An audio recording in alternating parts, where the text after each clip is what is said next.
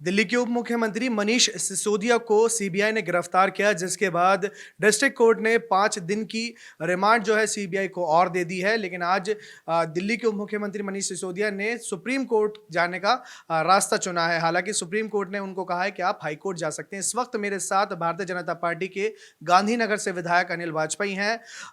थोड़ी तबीयत खराब है, लेकिन जिस तरीके से इन्होंने हमें समय दिया उसके लिए बहुत बहुत शुक्रिया। अनिल जी, पहला सवाल यही रहेगा कि जिस तरीके से मनीष सिसोदिया को गिरफ्तार किया सीबीआई ने, आम आदमी पार्टी ये कह रही है कि साजिश की जा रही है।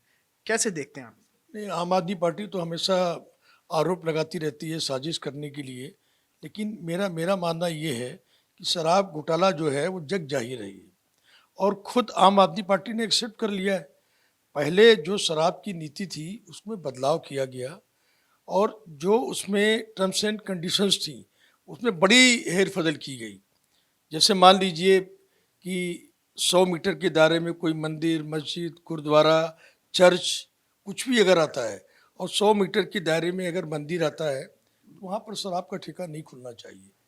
अब जो नीति है, लेकिन इस पूरी पुरानी नीति को बदल दिया गया, और बदलने के बाद उसको नई नीति में जो परिवर्तित किया गया उसमें एनी स्कूल को हटाकर 400 मीटर का दायरा कर दिया गया। स्कूल का दायरा बढ़ा दिया गया, मंदिर, मस्जिद, गुरुद्वारा, चर्च उसकी दूरी बढ़ा दी गई। तो मेरा कहने का मतलब है, लेकिन जब भारतीय जनता पार्टी ने और हमारे कार्यकर्ताओं ने, हमारे नेताओं ने जब इस बात का विरोध किया और दिल्ली की जनता सड़कों पर जब उतरी, तो उनको वो आदेश वापस लेना पड़ा, और पुरानी आबकारी नीति को जो पहले से थी उसको को लागू करना पड़ा।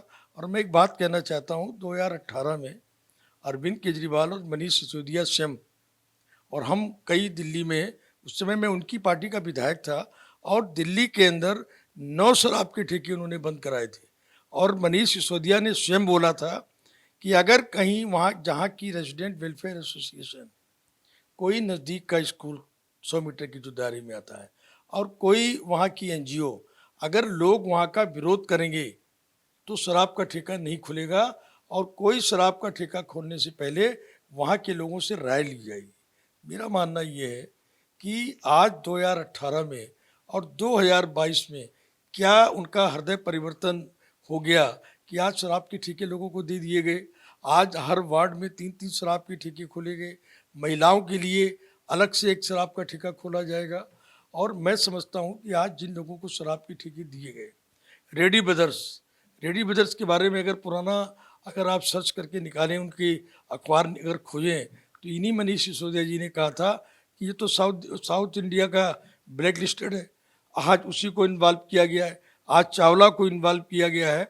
तो मैं समझता हूँ कि एक बहुत बड़ा भ्रष्टाचार शराब घोटाले पर किया गया है, और उसमें अगर उनकी अरेस्टिंग सीबीआई ने की है, सीबीआई हमारे देश की सर्वोच्चम संस्था है और जिस पर सीबीआई पर लोग विश्वास करते हैं, और अगर उस संस्था ने मनीष सिसोदिया को गिरफ्तार किया है तो ये बहुत बड़ा केस है। और आगे मनी लॉन्ड्रिंग वगैरह सारा खुलेगा, जिस तरीके से बड़े बड़े आईएएस इसमें अरेस्ट हुए हैं। तो और अगर सीबीआई ने उनको अरेस्ट किया है, और अगर वो राउज एवेन्यू कोर्ट में गए हैं, तो मैं पूछना चाहता हूँ मनीष सिसोदिया को डर किस बात का है। अगर वो गुनहगार नहीं है तो न्यायालय, भारतवर्ष में हम लोग न्यायपालिका पर विश्वास करते हैं, और जो न्यायपालिका निर्णय देगी उसका सम्मान करना चाहिए। और मैं समझता हूँ आज भी इन्होंने कहीं ना कहीं प्रोटोकॉल को तोड़ा है। अगर कोर्ट में आप गए हैं, कोर्ट के बाद, और कोर्ट ने अगर आपको, सीबीआई की कोर्ट ने 5 दिन का रिमांड दिया है, तो आप सीधे सुप्रीम कोर्ट ऑफ इंडिया चले गए, और प्रॉपर चैनल से जाइए ना। आपको हाई कोर्ट जाना चाहिए था, और आज सुप्रीम कोर्ट कह रही है ना कि भाई आप हाई कोर्ट क्यों नहीं गए। तो कहीं ना कहीं ये दिखावा है, और मैं समझता हूँ कि वो दिन दूर नहीं जब पूरी केजरीवाल की सरकार तिहाड़ जेल में होगी। अच्छा, जिस तरीके से तिहाड़ जेल का आपने नाम लिया, एक मंत्री पिछले 9 महीने से जेल में है। सत्येंद्र जैन की मैं बात कर रहा हूँ। तस्वीरें बहुत सारी आ रही है, कहीं वो मसाज करा रहे हैं। हालांकि आम आदमी पार्टी उस पर सफाई देते हुए कह रही है कि वो जो है जो कि कोई थेरेपी ले रहे हैं उससे वो करा रहे हैं।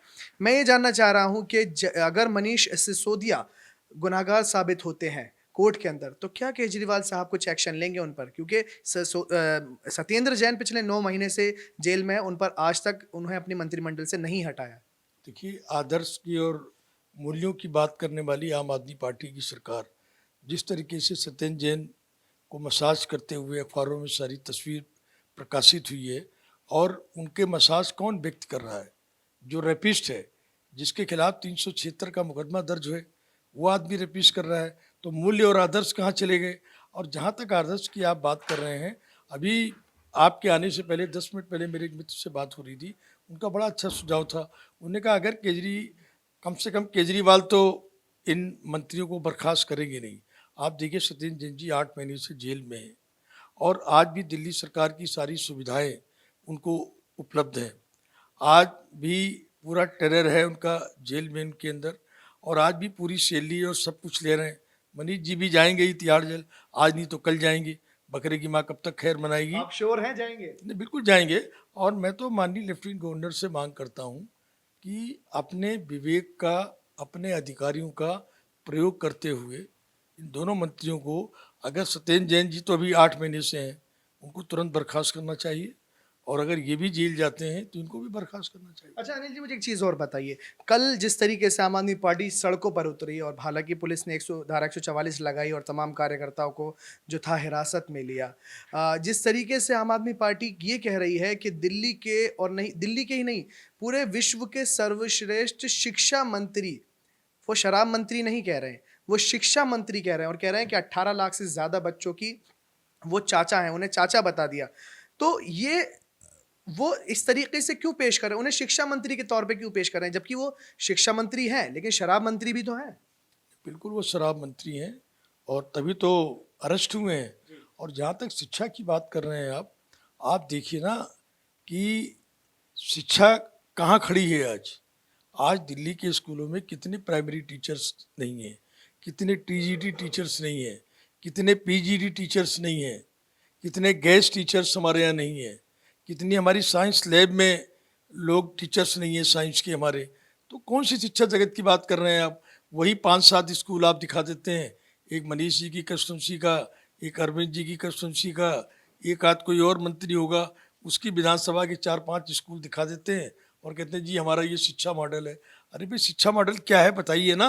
आज गवर्नमेंट स्कूल का रिजल्ट जो पिछली बार आया है, वो पहले की अपेक्षाकृत रिजल्ट कम आया है, और लोगों को मजबूरन लोगों को प्रेरित किया जाता है। तो ये घोटाला है। और अभी देखिए, अभी शिक्षा पर भी एक बहुत बड़ा घोटाला जो है वो भी कुछ दिनों में आप लोगों के सामने आएगा, और उस पर भी बहुत सी चीज़ें, जैसे शिक्षा जो हमारे जो रूम्स बनाए गए स्कूलों के अंदर, उसका मामला सेंट्रल विजिलेंस कमीशन में पेंडिंग है।